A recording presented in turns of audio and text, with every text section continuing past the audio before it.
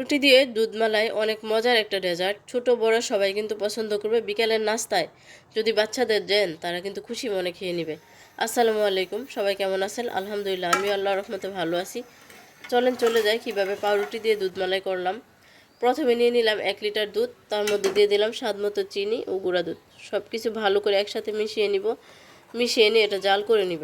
এর মধ্যে দিয়ে দিব এলাচ, দারচিনি, তেজপাতা, সব কিছু মশলা দিয়ে আরেকটু জাল করব।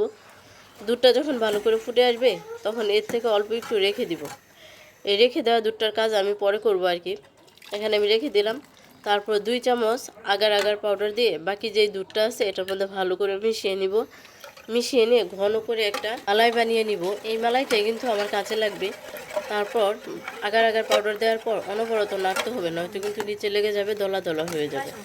সব কিছু ভালো করে একসাথে মিশিয়ে এর মধ্যে দিয়ে দিব পরিমাণ মতো লবণ, স্বাদ মতো লবণ। লবণটা কিন্তু মিষ্টি খাবারে দিলে স্বাদটা আরও বেড়ে যায়। যারা পছন্দ করেন না তারা দিবেন না। যখন এরকম ঘন হয়ে আসবে তখন এটা আমি নামিয়ে নিব। নামিয়ে এক সাইডে ঠান্ডা হতে দিব। এদিক দিয়ে আমি নিয়ে নিলাম কয়েক পিস পাউরুটি। পাউরুটি দিয়ে এখন আমার এই ডেজার্টটা বানাবো। পাউরুটিগুলো ভালো করে বেলে একবারে পিষে নিব, একবারে পাতলা করে নিব আর কি। তারপর সাইডটা ভালো করে কেটে নিব। সাইডটা আমি রাখবো না, কারণ সাইডটা থাকলে ডেজার্টটা খেতে ভালো লাগবে না আর দেখতেও সুন্দর লাগবে না। তাই সবগুলো রুটির আমি বাদামি অংশ এভাবে ছুরি দিয়ে কেটে নিচ্ছি। এক এক করে সবগুলো ছুরি দিয়ে কেটে নেওয়ার পর এখন আমি আপনাদের দেখাচ্ছি কি করে বানালাম। রুটিগুলো কিন্তু বেলুন দিয়ে ভালো করে পিষে নিতে হবে। একবার রুটি বেলনের মতো শরীরের শক্তি দিয়ে একবারে পাতলা করে মিশিয়ে নিতে হবে, যেন মোটা না থাকে, ফুলা ফুলা না থাকে। সবগুলো রুটি এভাবে পিষে নেবেন।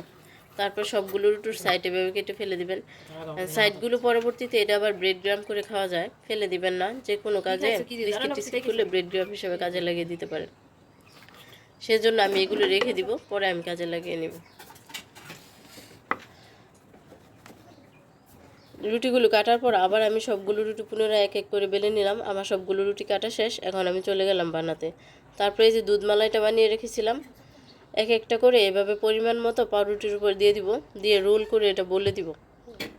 আর কিছু বলে বোঝানোর না, এটা দেখে বুঝতে পারবে।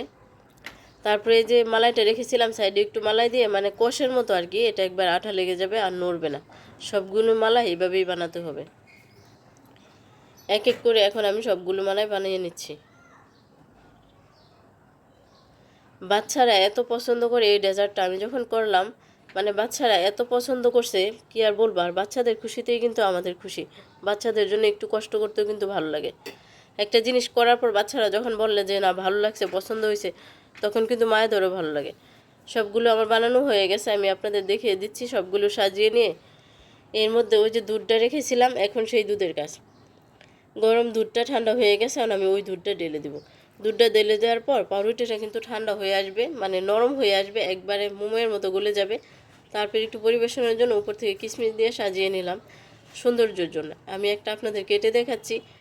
একবার নরম তুলতুলে একটা ডেজার্ট, এত পছন্দের, মানে যার আপনার প্রতি যদি কারো রাগ থাকে না তাকে খাওয়ান, দেখবেন পাউরুটির মতো তার মনটাও আপনার প্রতি গলে যাবে। এত মজার একটা ডেজার্ট।